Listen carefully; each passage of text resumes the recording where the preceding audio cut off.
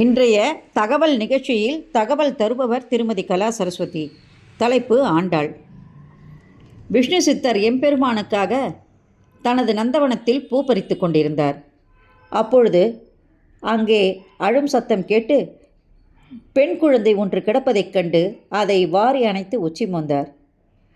அன்று அக்குழந்தைக்கு ஸ்ரீ மகாலட்சுமியின் அவதாரமான அந்த குழந்தைக்கு கோதை என்று பெயர் சூட்டினார்.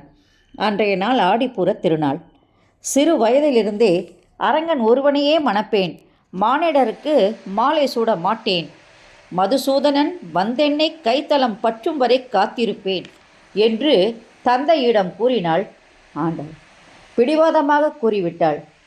இதை கண்ட பெரியாழ்வார், அரங்கா, உன் திருவுள்ளம் எப்படியோ என்று இரவும் பகலும் மனமுறையே அரற்றினார்.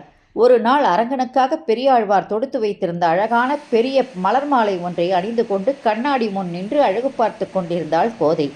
அதனை பார்த்த பெரியாழ்வார் பதைத்து, என்ன காரியம் செய்து விட்டாய்? அழகிய மணவாளனுக்காக வைத்திருந்த மாலையை நீ அணியலாமா? எத்தகைய பெரிய அபச்சாரம் இது என்று கூறி கண் கலங்கினார். அன்றிரவு திருவரங்கன் பெரியாழ்வாரின் கனவில் தோன்றி, ஆழ்வாரே, உன் மகள் தான் அணிந்து எமக்களிக்கும் மாலையையே எமது திருவுலகத்திற்கு உகந்ததாகும் என்று கூறி மறைந்தார். தான் அரங்கனுக்கே உரியவள் என்பதை எண்ணி கோதை மனமகிழ்ந்தாள். ஒரு நாள் திருவரங்கத்து அமுதன் ஆழ்வாரின் கனவில் தோன்றி, திருமகளோடு அரங்கநகர் வாரீர், உம்மகளை நாம் அங்கு ஆட்கொள்வோம் என்று கூற கோதையோடு அரங்கனின் சந்நிதிக்கு எழுந்தருளினார் பெரியாழ்வார். அந்த கோயிலில் திருமண கோலத்தில் தரிசனம் தந்த அரங்கனின் பக்கத்தில் மணப்பெண்ணாக ஜொலித்தாள் கோதை.